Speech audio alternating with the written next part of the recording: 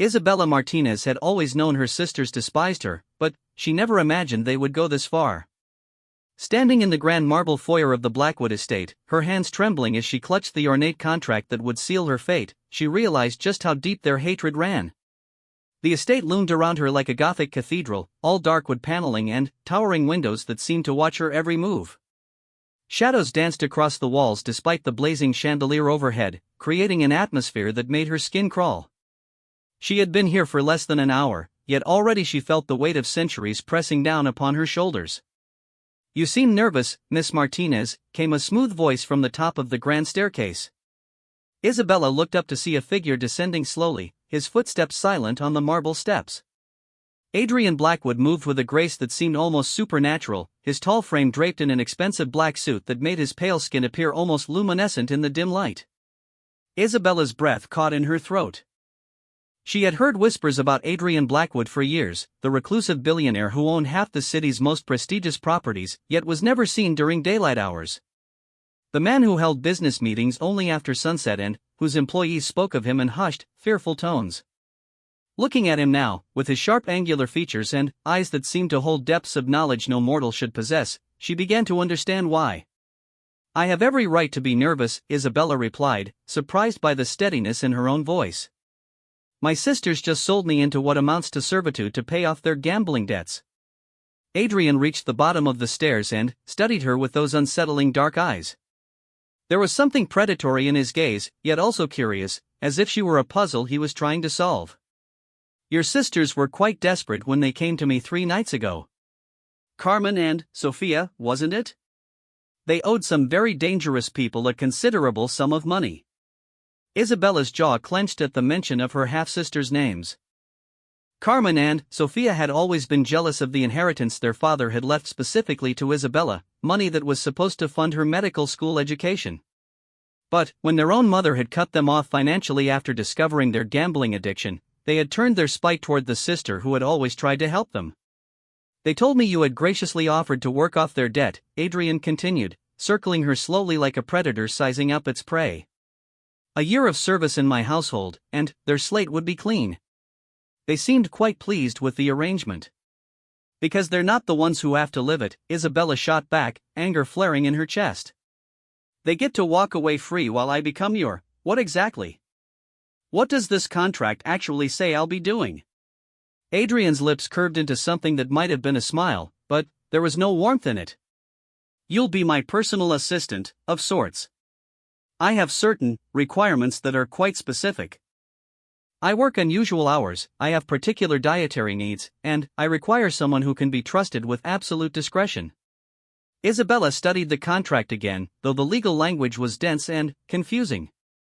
"And if I refuse?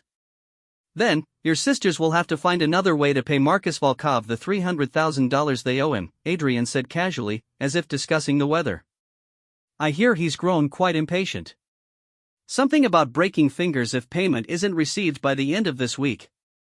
The color drained from Isabella's face. She knew about Marcus Volkov, everyone in their neighborhood did. He was the kind of man who collected debts in blood when money wasn't available. Despite everything Carmen and Sophia had done to her over the years, she couldn't let them face that fate. "I need to see exactly what I'm agreeing to," she said firmly. Adrian gestured toward a door off the main foyer. "Of course. Shall we discuss the details in my study?" The study was even more intimidating than the foyer, if that was possible. Floor-to-ceiling bookshelves lined every wall, filled with volumes that looked ancient and forbidding. A massive fireplace dominated one wall, though no fire burned within it despite the autumn chill. Adrian's desk was a dark mahogany behemoth that looked like it had witnessed centuries of important decisions. "Please, sit," Adrian said, settling into the chair behind his desk with fluid grace.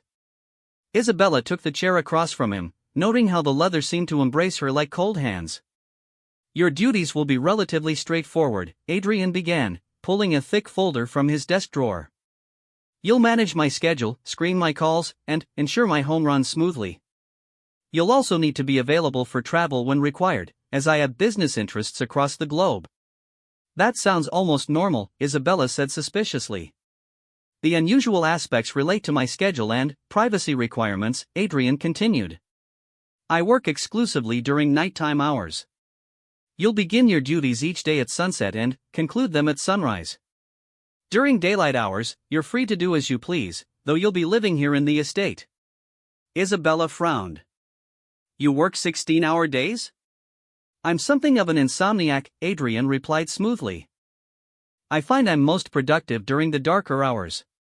As for living arrangements, you'll have your own wing of the house, bedroom, sitting room, private bathroom. You'll have complete privacy when not on duty." It was better than she had expected, though something about the arrangements still felt off. "And the discretion requirement?" Adrian's expression grew serious. "I conduct business with individuals who value their privacy above all else.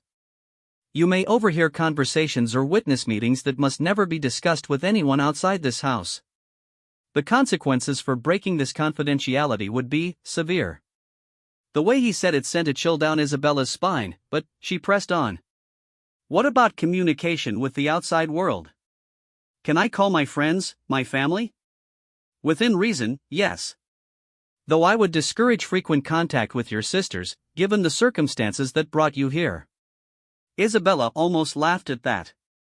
"Trust me, that won't be a problem." Adrian studied her for a long moment, and Isabella had the unsettling feeling that he could see straight through her.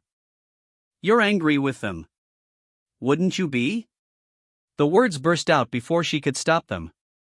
"Carmen and Sophia have spent years making my life miserable because our father left me money for college.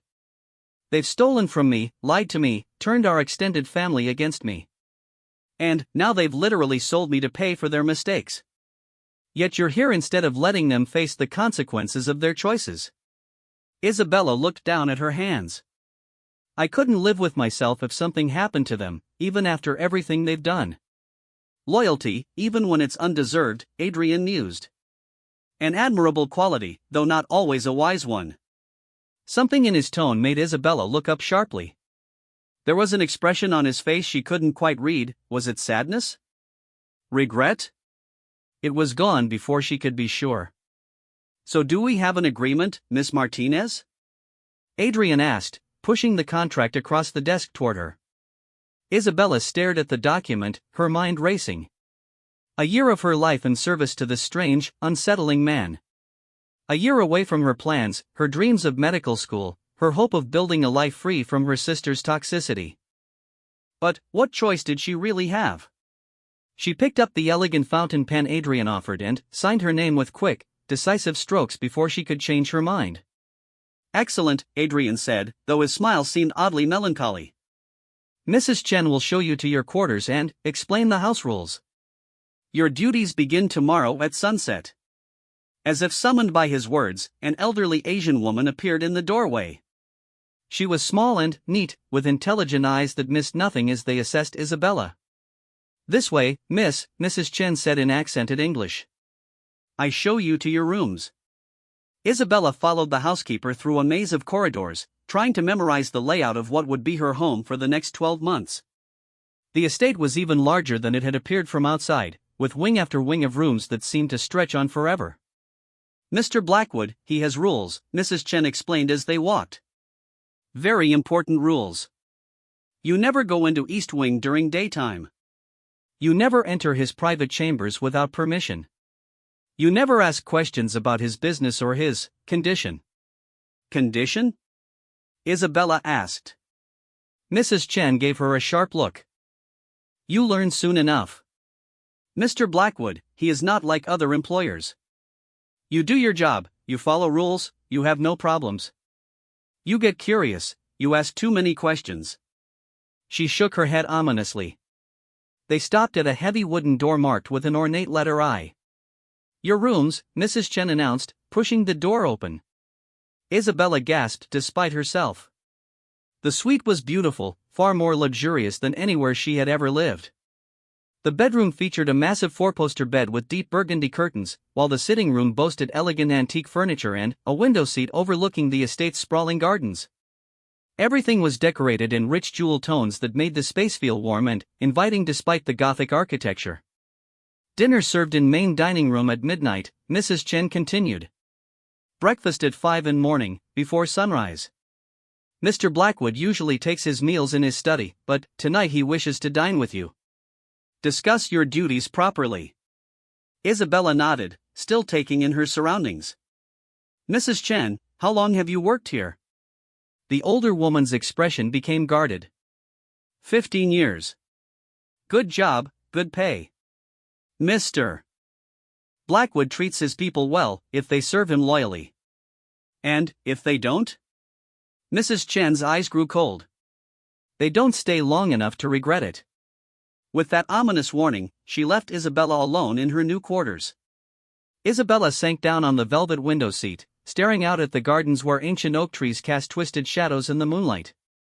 What had she gotten herself into? She thought about calling her best friend Rachel, but what would she say? That she had just signed a year-long contract to work for a man who gave her chills and lived in a house that felt more like a beautiful prison? That her own sisters had betrayed her so thoroughly that this had seemed like the better option? A soft knock interrupted her brooding. Come in, she called, expecting Mrs. Chen. Instead, a young man about her age entered, carrying a silver tray laden with tea and sandwiches. He had sandy brown hair and kind blue eyes, and his smile was the first genuinely warm thing she had encountered since arriving at the estate. Thought you might be hungry, he said, setting the tray on the small table near the window. I'm James Morrison, by the way. I handle security and maintenance around here. Isabella Martinez. And, thank you, I'm starving. She realized it was true, she hadn't eaten since breakfast, too nervous about the meeting with Adrian to manage more than coffee. James settled into the chair across from her, his manner easy and friendly. So you're the new personal assistant. Brave of you, taking on that job. Why do you say that? James shrugged, but his expression grew serious. Mr. Blackwood is demanding. He's had 7 personal assistants in the past 3 years. None of them lasted more than a few months. Isabella's sandwich suddenly tasted like cardboard. What happened to them? Officially?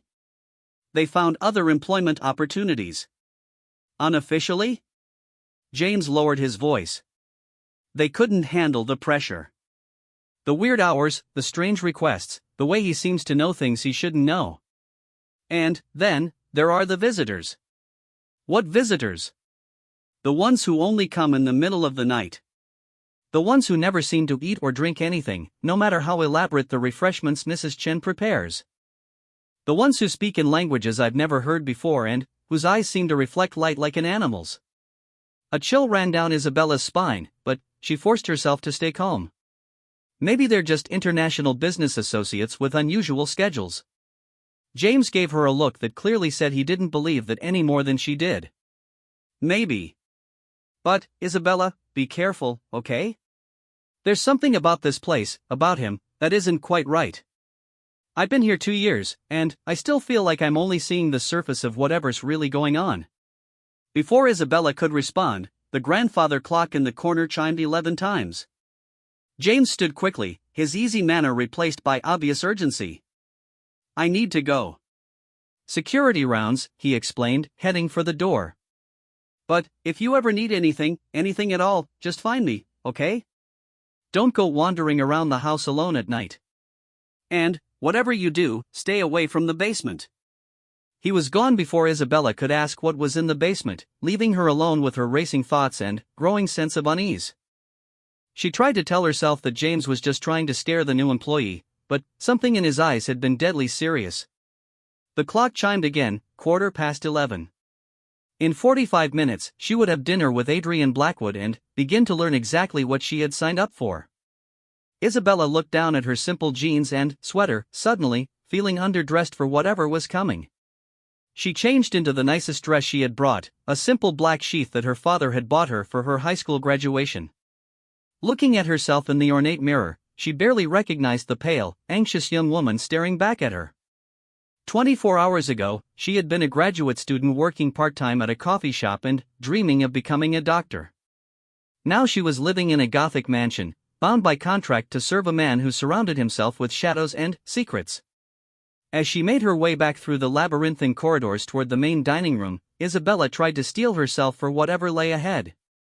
She had survived her sister's cruelty, her father's death, and years of struggling to make ends meet while pursuing her education.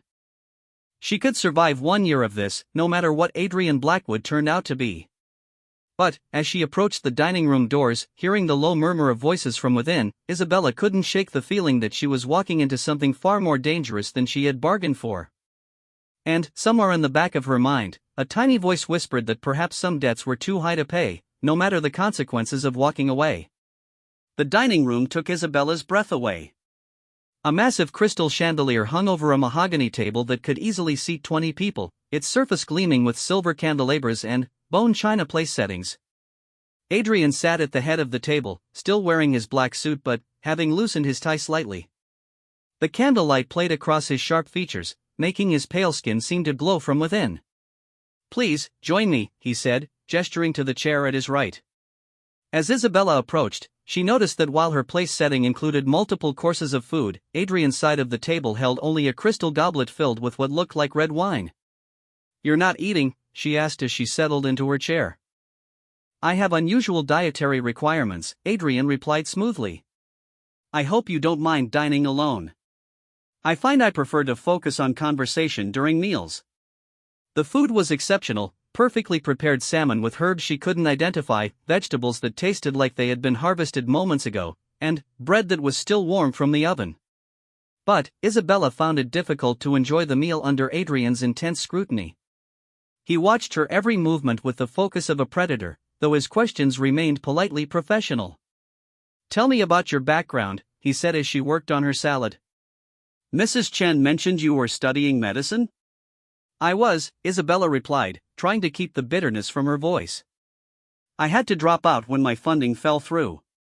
My sisters convinced our extended family that I was being selfish by keeping the inheritance our father left me instead of sharing it equally. But the money was specifically designated for your education." Isabella looked up, surprised. "How did you know that?" Adrian's smile was enigmatic. "I make it my business to know about the people I employ.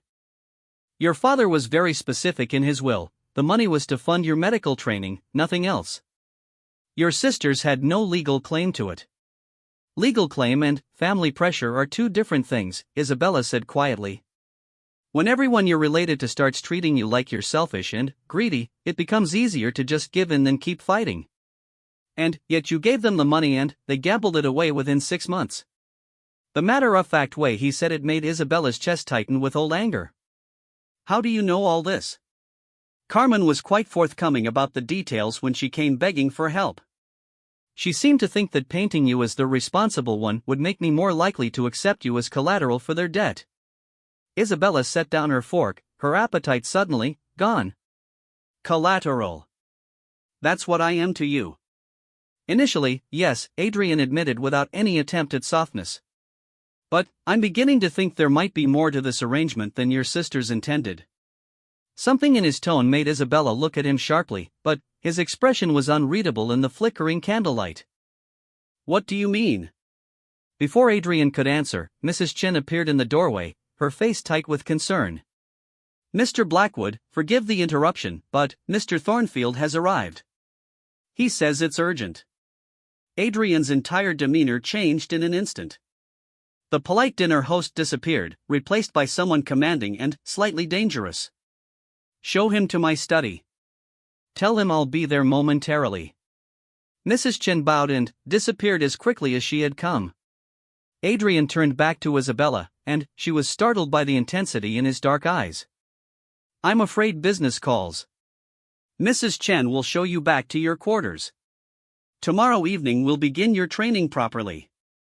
"Training for what, exactly?"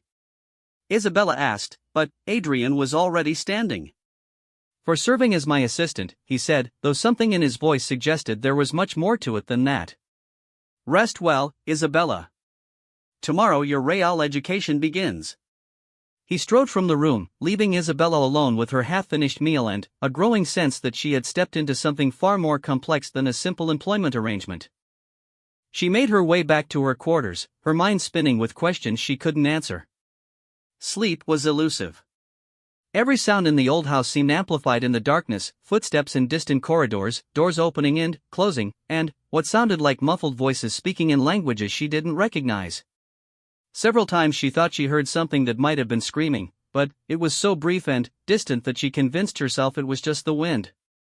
When she finally dozed off near dawn, her dreams were filled with shadowy figures and eyes that glowed red in the darkness. Isabella woke to afternoon sunlight streaming through her windows and the smell of fresh coffee drifting from the sitting room. She found a breakfast tray waiting for her, along with a note written in Adrian's elegant handwriting. "Please meet me in the library at sunset. Dress comfortably, you'll be learning to navigate the house properly tonight. A.B." She spent the day exploring her wing of the estate, which turned out to be larger than her childhood home. There was a fully stocked library, a small kitchen, and even a music room with a beautiful grand piano. It was luxurious beyond anything she had ever experienced, but it felt like a beautiful cage. As evening approached, Isabella found herself growing nervous about what training might entail. She chose dark jeans and a comfortable sweater, then made her way to the library Adrian had mentioned. The library was enormous, with multiple levels connected by spiral staircases and reading nooks tucked into alcoves between the towering bookshelves. Adrian was waiting for her near a massive fireplace, now dressed in dark jeans and a black sweater that made him look younger and somehow more approachable. "Good evening, Isabella," he said, closing the leather-bound book he had been reading. "I trust you slept well." Eventually, she replied honestly. "This house makes a lot of noise at night." Something flickered across Adrian's face: surprise, perhaps? "You heard noises?" "Voices, footsteps, doors opening and closing." "I figured it was just an old house settling." Adrian studied her with an intensity that made her uncomfortable. "Most people don't notice the sounds. Maybe I'm a light sleeper." "Perhaps." He set his book aside and stood. "Tonight you'll learn the layout of the house properly. There are sections you'll need to access for your duties, and areas that are strictly off-limits. It's important you understand the difference." They spent the next 2 hours touring the estate, and Isabella quickly realized it was even more complex than she had imagined. There were entire wings she hadn't known existed, including what appeared to be guest quarters, a fully equipped gymnasium, and a conservatory filled with night-blooming flowers that filled the air with an almost intoxicating fragrance. "The east wing is completely off-limits during daylight hours," Adrian explained as they approached a corridor blocked by heavy wooden doors. "At night, you may enter only if I specifically request it, and never alone." "What's in there?" Isabella asked. "My private quarters, primarily. I value my privacy during the day." Something about the way he said it suggested there was more to it than that, but Isabella decided not to push. She was learning that Adrian revealed information on his own terms, and pressing for details seemed likely to make him shut down entirely. They continued the tour, and Isabella was surprised to discover that the basement level was far more extensive than the upper floors. There were wine cellars, storage rooms, what appeared to be a fully equipped laboratory, and several rooms that Adrian didn't open, merely noting that they were for specialized storage. "James told me to stay away from the basement," Isabella mentioned as they passed one of the locked doors. Adrian paused, his hand on the door handle. "Did he? Interesting. James is usually quite discreet about house rules.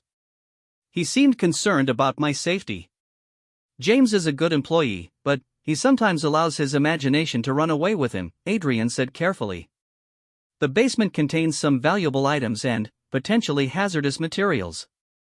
I restrict access to prevent accidents, nothing more sinister than that."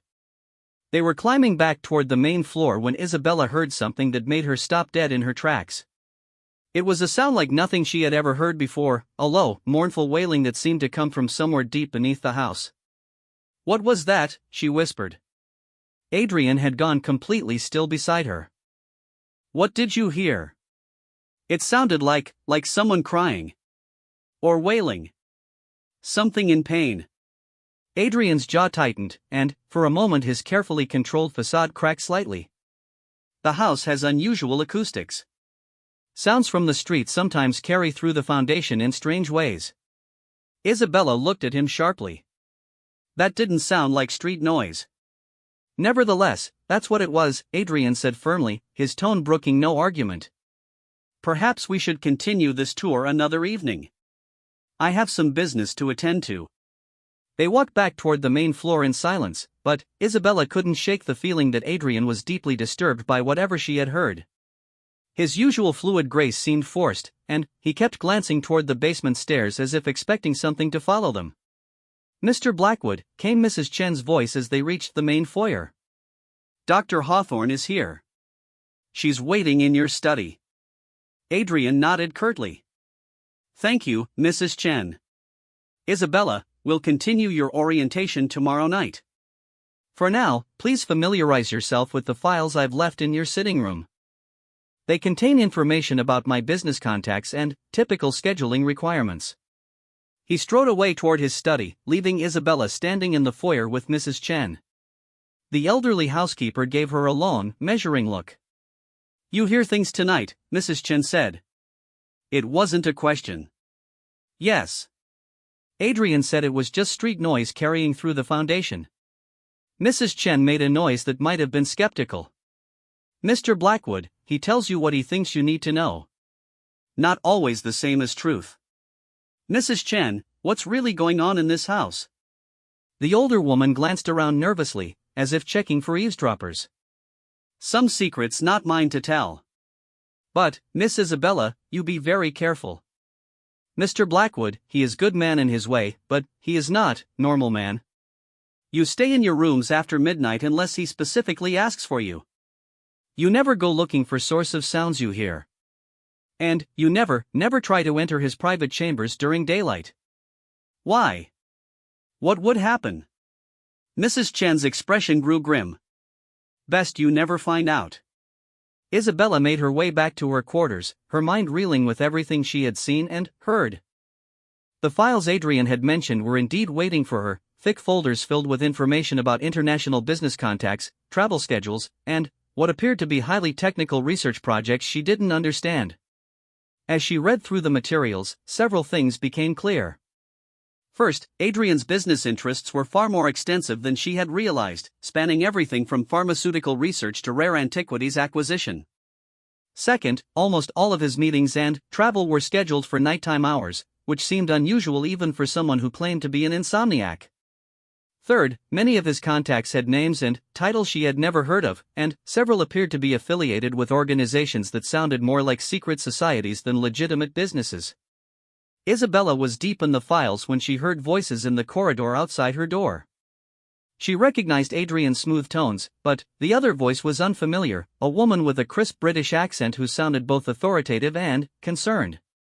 "Getting stronger," the woman was saying. "The incidents are becoming more frequent and more violent. We can't continue to contain this indefinitely." "I'm aware of the situation, Victoria," Adrian replied, his voice tight with strain. "But the alternative is unacceptable. The council is growing impatient. They want a resolution, one way or another." "The council can wait.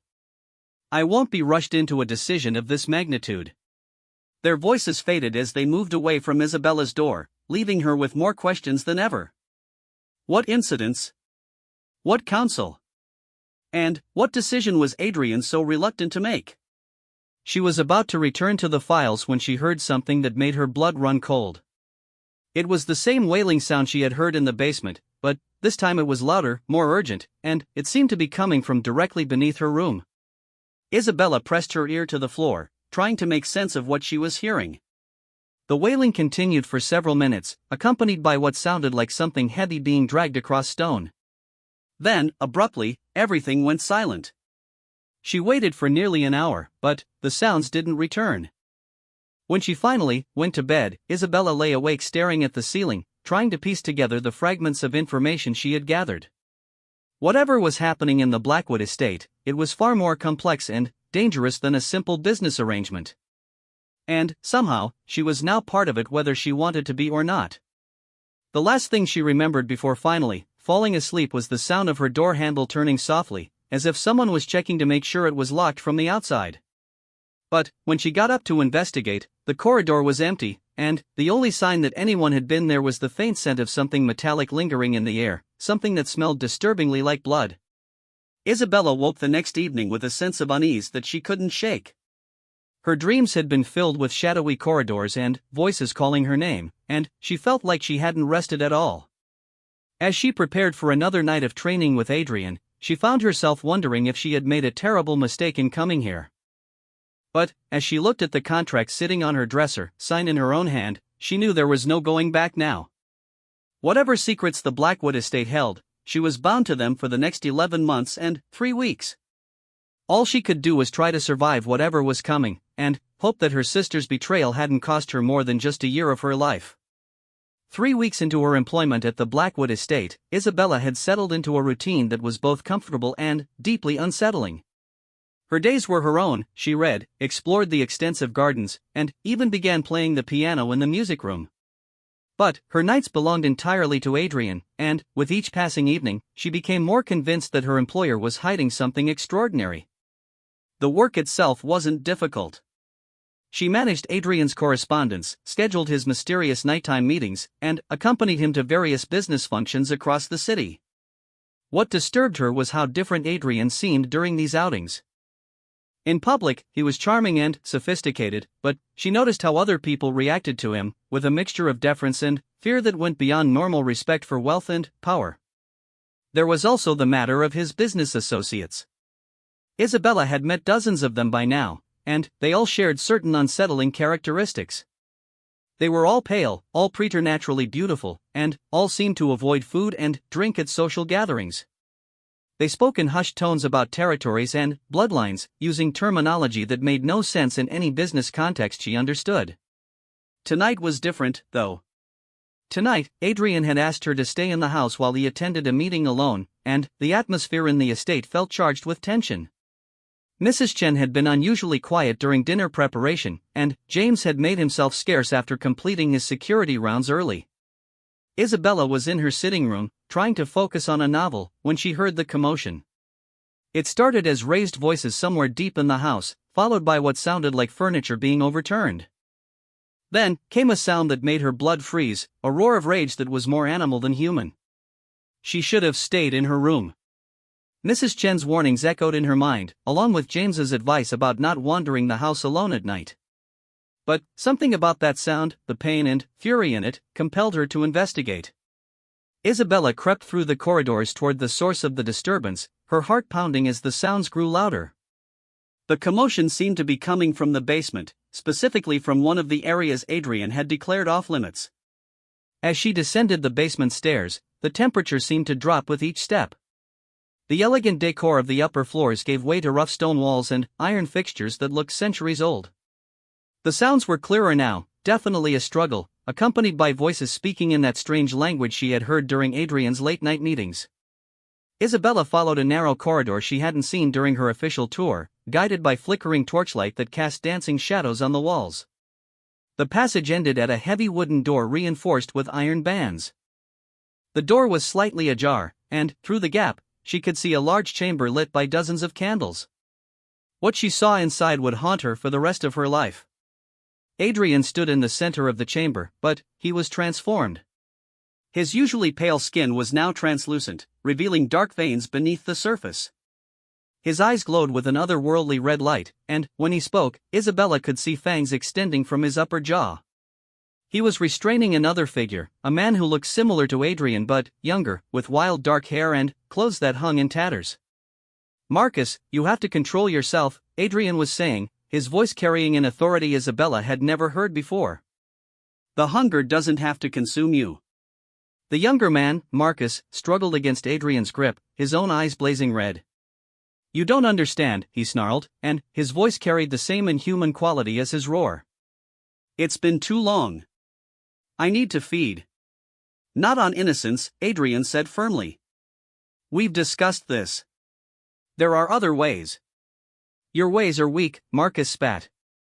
"You starve yourself, deny what you are, pretend you can live among them as if you're still human. But you can't escape the truth forever, brother. We are predators. It's our nature. Adrian's grip tightened, and Isabella saw his jaw clench. I choose to be more than my nature. And, look where it's gotten you, Marcus laughed bitterly. Hiding in this tomb, surrounding yourself with mortals who would scream in terror if they knew what you really are. When did you become so pathetic? When I realized that power without restraint is just another form of slavery, Adrian replied quietly. Father understood that. Why can't you? Father is dead. Marcus's voice cracked with anguish. Killed by mortals who feared what they couldn't understand. And, still you protect them, still you pretend to be one of them. Isabella's hand flew to her mouth to stifle a gasp. The conversation was revealing truths that her mind struggled to process, but the evidence was undeniable. Adrian and Marcus weren't human. The pale skin, the red eyes, the fangs, they were vampires. As if summoned by her shock, both men turned toward the door. Adrian's enhanced senses had detected her presence. Isabella. His voice was soft, filled with something that might have been regret. You shouldn't be here. She tried to run, but her legs wouldn't obey her. Terror and disbelief warred in her mind as Adrian approached the door slowly, his movements predatory despite his obvious attempt to appear non-threatening. Please don't be afraid, he said, reaching for the door handle. I can explain everything. But Isabella's paralysis broke, and she turned and fled down the corridor, her footsteps echoing off the stone walls. She could hear Adrian calling her name, but she didn't stop until she reached her room, where she slammed the door and turned the lock with shaking hands. She sat on her bed, hyperventilating, trying to make sense of what she had witnessed. Vampires. Adrian Blackwood was a vampire, and she had been working for him for 3 weeks without knowing.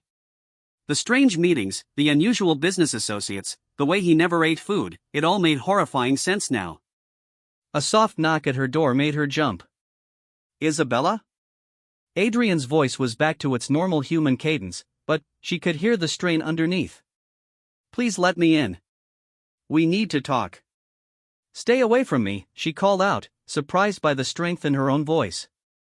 I'm not going to hurt you, Adrian said gently. I've had 3 weeks to do that if I wanted to. Please, just let me explain. Isabella stared at the door, her mind racing. He was right, if he had wanted to harm her, he could have done so at any time. And, despite her terror, some part of her recognized that the Adrian she had been working with was still there, behind the monster she had glimpsed in the basement. Are you really a vampire? She asked through the door. There was a long pause. Yes. The simple honesty of the answer somehow calmed her more than any elaborate explanation might have. Isabella slowly approached the door, her hand hovering over the lock. Will you hurt me? No, Adrian said immediately. I swear to you, Isabella, I will never hurt you. Something in his tone convinced her. She unlocked the door and opened it slowly, revealing Adrian standing in the corridor. He had returned to his human appearance, but now that she knew what to look for, she could see the subtle differences, the two perfect features, the way he moved with inhuman grace, the depth of knowledge in his eyes that spoke of far more years than his apparent age suggested. How old are you? She asked as he entered her sitting room. I was turned in 1847, Adrian replied, settling carefully into the chair across from her sofa. I was 28 at the time. Isabella sank onto the sofa, her legs suddenly weak. You're almost 200 years old. Yes. And, Marcus? Adrian's expression darkened. My younger brother. He was turned a few years after me, but he's never learned to control his nature. The man you saw tonight, that's what happens when our kind gives in to the bloodlust completely. Isabella thought about the wailing sounds she had heard, the mentions of incidents becoming more violent. Is he dangerous? Very, Adrian admitted. But he's family. I keep hoping I can reach him, help him find a better way to exist. By keeping him locked in your basement? By keeping him away from innocence until he can learn control, Adrian corrected. The alternative would be to let the council execute him for his crimes. The council, I heard you talking about them with that woman, Dr. Hawthorne. Adrian looked surprised. You have excellent hearing. Yes, Dr. Victoria Hawthorne represents the Vampire Council. They're the governing body for our kind, and they're growing impatient with my attempts to rehabilitate Marcus. Isabella felt like she was drowning in revelations. There are more of you? Enough to need a governing body? More than you might think, fewer than you might fear, Adrian said carefully. We've learned to live in the shadows, to coexist with humanity without revealing ourselves. Most of us have adapted to modern blood banks and synthetic alternatives. We don't need to hunt to survive anymore. But Marcus does. Marcus chooses to, Adrian corrected, his voice heavy with pain. He sees feeding on humans as his right, his nature. He refuses to accept that we can be more than monsters. Isabella studied Adrian's face, seeing the genuine anguish there. Is that why you work only at night? Why you never eat? Why your business associates are all vampires? Yes. It's easier to conduct business with our own kind. We understand each other's limitations and requirements. And, Mrs. Chen? James? Do they know what you are? Adrian shook his head. Mrs. Chen suspects, I think, but she's never asked directly. James believes I'm merely eccentric. It's safer for them if they don't know the truth. But, you're telling me. Adrian was quiet for a long moment, staring at his hands. You were never supposed to find out. I plan to honor our contract, pay off your sister's debt, and let you return to your life without ever learning the truth about what you'd been working for. So why are you telling me now? When Adrian looked up, Isabella was startled to see something that looked like vulnerability in his ancient eyes. Because you heard Marcus tonight. Because you came looking when you thought someone was in pain, despite all the warnings to stay away. Because in 3 weeks, you've shown me more genuine kindness and loyalty than I've experienced in decades. Isabella felt her heart skip. What are you saying? I'm saying that somewhere along the way, this stopped being just a business arrangement for me, Adrian admitted quietly. And I think it has for you too. Isabella wanted to deny it, but she couldn't. Despite the strange circumstances, despite the secrets and the late-night meetings, she had found herself looking forward to her evenings with Adrian. He was intelligent and surprisingly funny when he let his guard down. He treated her as an equal, not just an employee. And there had been moments, brief glances, accidental touches, conversations that went deeper than professional necessity, when she had felt a connection that went far beyond their contractual relationship. This is insane, she whispered. You're a vampire. You drink blood and live forever and have fangs. I should be running screaming from this house. But you're not, Adrian observed softly. No, Isabella admitted. I'm not. And I don't understand why. Adrian leaned forward slightly, his dark eyes intense. May I show you something? Isabella nodded, though her heart was racing again. Adrian stood and moved to the window, pushing back the heavy curtains to reveal the moonlit gardens beyond. Give me your hand, he said quietly. Isabella hesitated, then placed her hand in his. His skin was cool but not unpleasantly so, and his touch sent an unexpected warmth through her body. Close your eyes, Adrian instructed. Trust me. Isabella closed her eyes, and immediately felt a strange tingling sensation where their skin touched. The tingling spread up her arm and through her body, and suddenly, she could sense things she had never noticed before. She could hear Adrian's breathing, slow and measured. She could smell the night-blooming jasmine from the garden as if she were standing among the flowers. Most strangely, she could feel something that seemed like an echo of Adrian's emotions, loneliness, hope, and something deeper that made her breath catch. What is this? She whispered, her eyes still closed. I'm not entirely sure, Adrian admitted, his voice closer than before. But it started the night you signed the contract. I've felt connected to you in a way I can't explain. Isabella opened her eyes and found Adrian standing much closer, his face only inches from hers. The connection between them felt electric, charged with possibility and danger in equal measure. Is this some kind of vampire ability? She asked breathlessly. If it is, it's one I've never experienced before, Adrian replied. Isabella, I think something happened when you signed that contract. Something neither of us expected.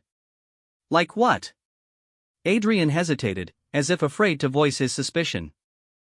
In vampire lore, there are stories of blood bonds, connections between our kind and mortals that go beyond the physical.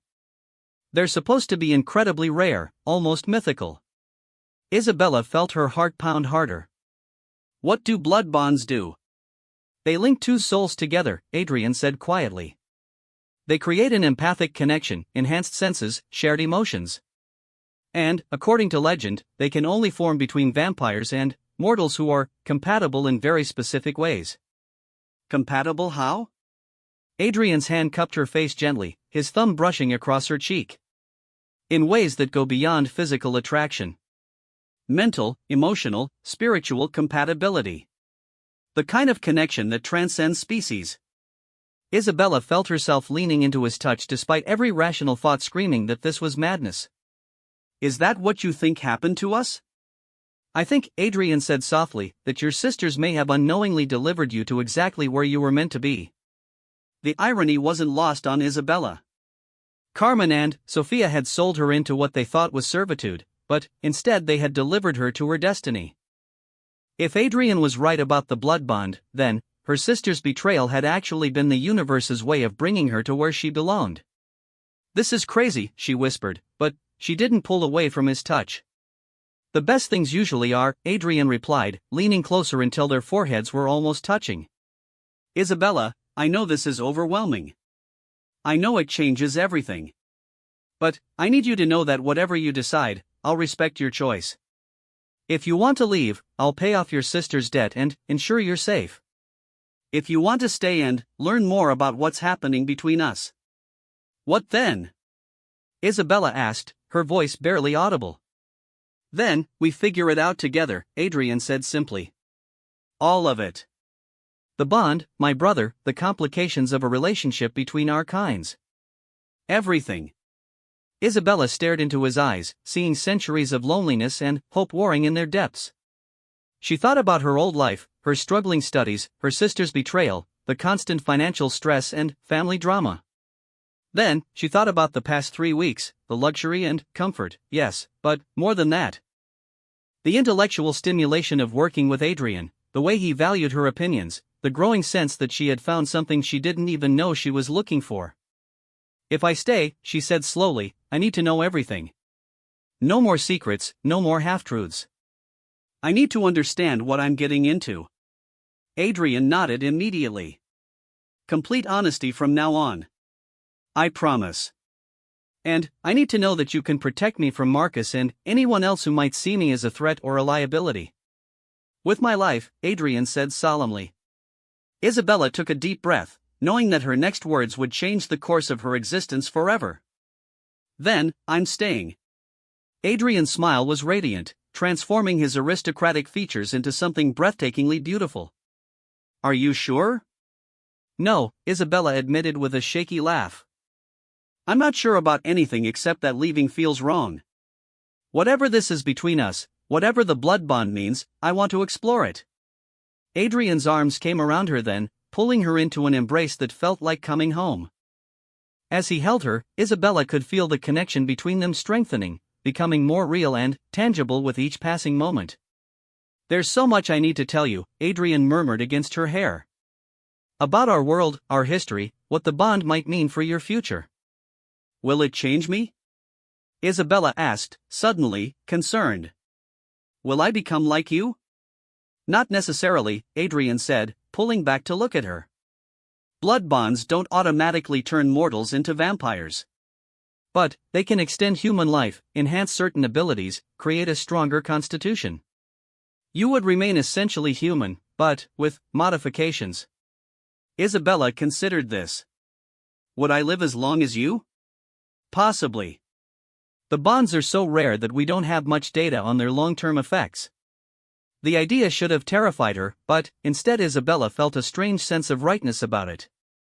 She had always felt like she was meant for something more than ordinary life, something beyond the mundane struggles that had defined her existence so far. When did you first suspect? She asked. The night you signed the contract, Adrian admitted. I felt something shift, like a door opening in my mind. At first I thought it was just attraction, but over the weeks it became clear that it was something deeper. I felt it too, Isabella confessed. I thought I was just responding to being rescued from my sister's mess, but it was more than gratitude. Adrian's hands framed her face, his thumbs tracing her cheekbones. Isabella, I need you to understand something. If we pursue this bond, if we let it fully develop, there's no going back. You'll be part of the vampire world forever, with all the dangers and complications that entails. Isabella thought about her sisters, who had thrown her away without a second thought. She thought about her old life of constant struggle and disappointment. Then, she looked at Adrian, whose eyes held centuries of wisdom and pain but also hope and genuine affection. Maybe I don't want to go back, she said softly. Maybe I want to go forward instead. Adrian's kiss was soft and careful, as if he were afraid she might disappear. But, as Isabella kissed him back, she felt the blood bond pulse between them like a living thing, binding them together in ways that transcended the physical. When they finally broke apart, Isabella could see silver flecks in Adrian's dark eyes that she had never noticed before, and she suspected that he could see similar changes in her own appearance. So what happens now? She asked, her hand finding his. Now, Adrian said, his smile holding centuries of promise, we begin the most extraordinary chapter of both our lives. Outside, storm clouds gathered over the Blackwood estate, but inside Isabella's sitting room, two souls touched by destiny began to explore the miraculous connection that would bind them together for whatever eternity had in store. And, for the first time in her life, Isabella Martinez felt like she was exactly where she was supposed to be.